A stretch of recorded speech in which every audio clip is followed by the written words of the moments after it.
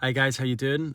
Welcome to not the Newcastle training ground, not St James's Park, but Edinburgh today, where I've taken a few days off over Christmas to come up and spend some time with the family. So sadly, I will not be at Old Trafford tonight to give any analysis after the game or any insight as to what was said post-match, but we'll be taking an interest in watching the match on Sky tonight. So look, hopefully Newcastle continue their red hot form at the moment. I have to say, looking at the next two fixtures, Manchester United away and Tottenham away, and I suppose Arsenal away in the Cup after that, usually you would look at those games and you would say, wow, really, really difficult games. And I think the Newcastle of a few weeks ago, you would suggest those are very, very difficult games. But the way Newcastle are playing right now, confidence coursing through their veins, just smashing in goals for fun, defending well.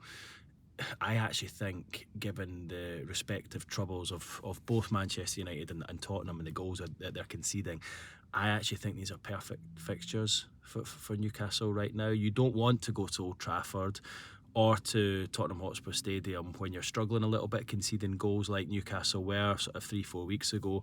You want to go there when the defence is tight, you're scoring goals and confidence is at an all-time high, and that's how it feels right now. So I actually think it's a really, really good time for Newcastle to get them. Both teams, Man United and Tottenham, are struggling as well, conceding goals.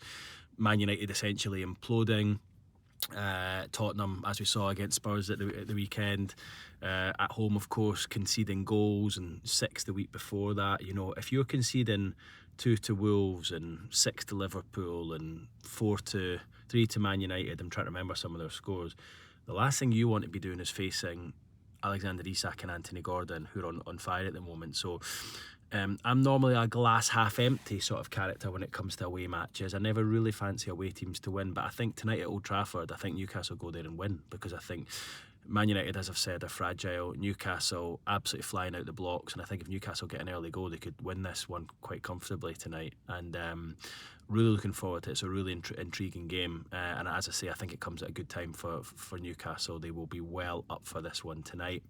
Also helped by the fact that, you know, this time last year Newcastle riddled by injury problems now, other than Callum Wilson, who we know about missing the next couple of months. Obviously Nick Pope and Sven Botman, who's been out since the summer.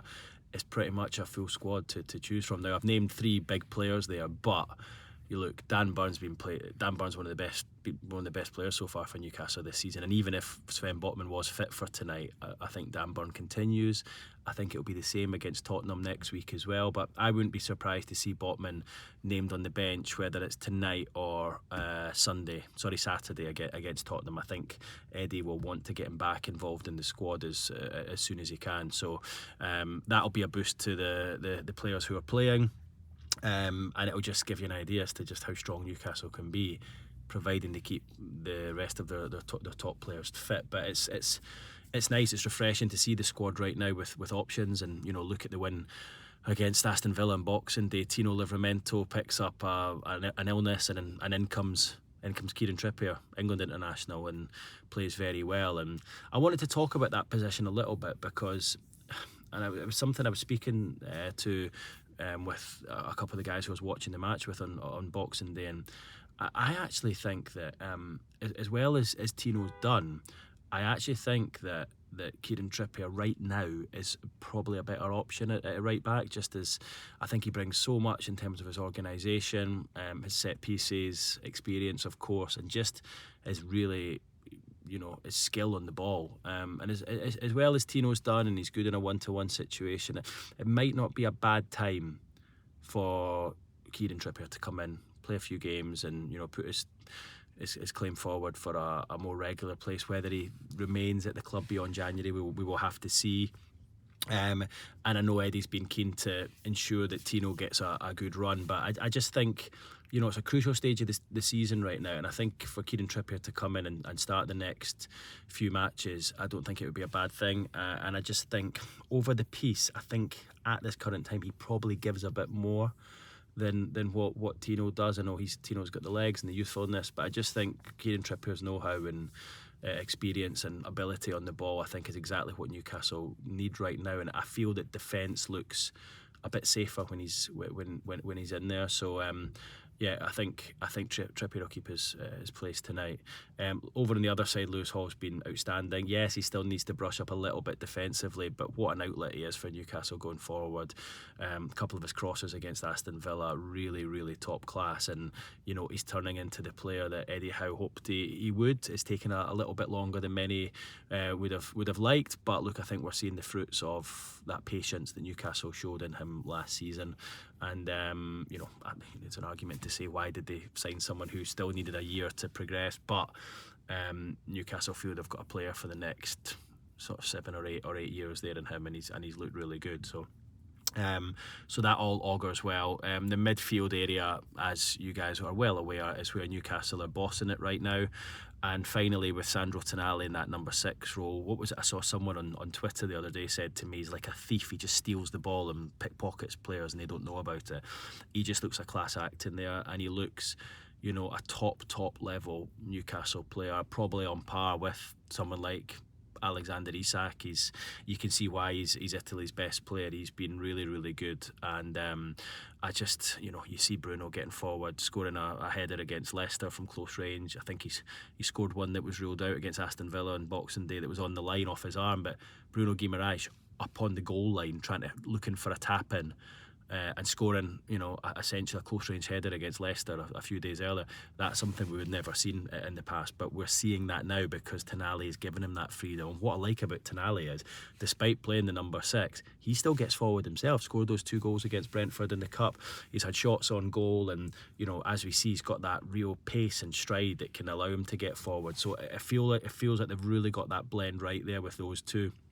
And alongside, whether it's Joe Linton or Joe Willock, I think Joe Linton obviously should play tonight given his legs in there, and what a great option Joe Willock is to come off the subs bench. So yeah, it's the midfield dynamic that we kind of all thought and hoped that would take place when Sandro Tanali arrived, and finally we're seeing it now. So it's again, it augurs well, and if Newcastle can keep both him and Bruno Guimaraes fit, I think they're really going to go places this season. It's taken a while for them to kick in.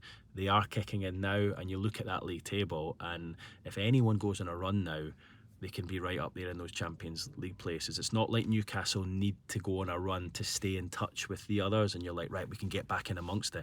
If Newcastle go on a run, they soar here because everyone else is beating each other. The points are getting shared around.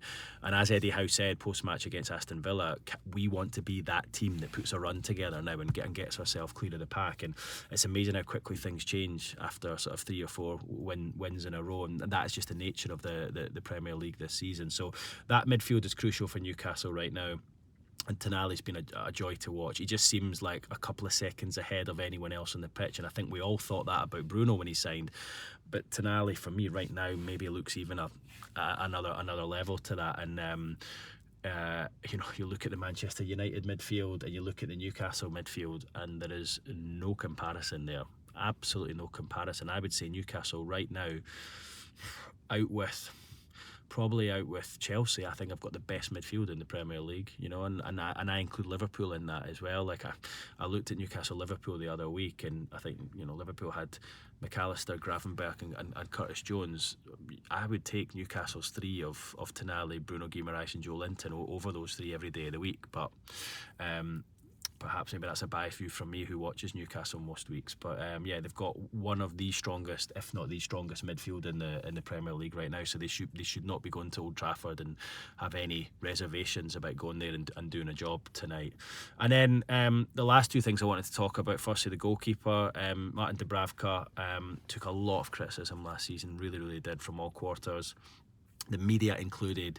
But Newcastle have gone on the run once he's come into the team. Now, I'm not saying it's because Nick Pope was doing anything wrong. He wasn't. We all know he's a class act. But Martin Dubravka has really put aside the problems that he had last season, where, let's be honest, towards the end of the season when Newcastle were conceding a lot of chances and a lot of goals, he was looking small in those goals. He really was. It was almost like he'd shrunk a little bit. Well, it looks like he's got his confidence, his belief back, and he's been a really solid goalkeeper these last few games. And the biggest compliment you can pay him is Nick Pope has not been missed, and that's because Dubravka's done so well. And of course he'll go to Old Trafford tonight wanting to prove even more of a point, given the fact he went on loan to Man United and never really got a look in there a couple of years ago. So bravo to Martin Dubravka, really well done to come in and be a real safe pair of hands at a time Newcastle were getting a little bit worried as to, because when Nick Pope got injured, everyone thought, well, this is the last thing we need. But Dubravka's done really well. So well done, Martin. And then finally, Alexander Isak. A lot being said about Isak right now. And when we've seen the struggles of Erling Haaland over the last few weeks, I think anyone really would look at Isak and say he is at this moment in time the best striker in the Premier League. And Newcastle own Alexander Isak. He can score all sorts of goals, whether it be close range finishes, long rangers, lobs over the keeper,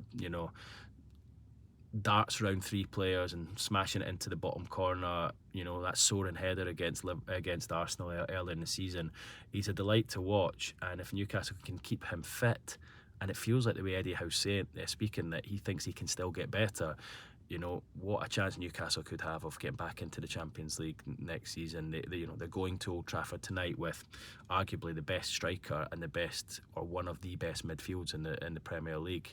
That is the difference when you can keep everyone fit and you get everyone playing well at the one time. My dad asks me actually over Christmas, he said, "What's the difference? What's changed with Newcastle over the last few weeks?" And I said, "Do you know what I said, Dad? One, the players are fit, and two, confidence. Like, confidence is such a huge thing in football, and now that they've got that, they're just going to go into this match against Manchester United and then against Spurs, hopefully, if they pick up a result tonight, with huge momentum but behind them. And it's such a massive thing in football. So all looks well ahead of tonight. I can't see anything but an away win, and it's something I don't ever say often because, as I say, I'm very much of a home win type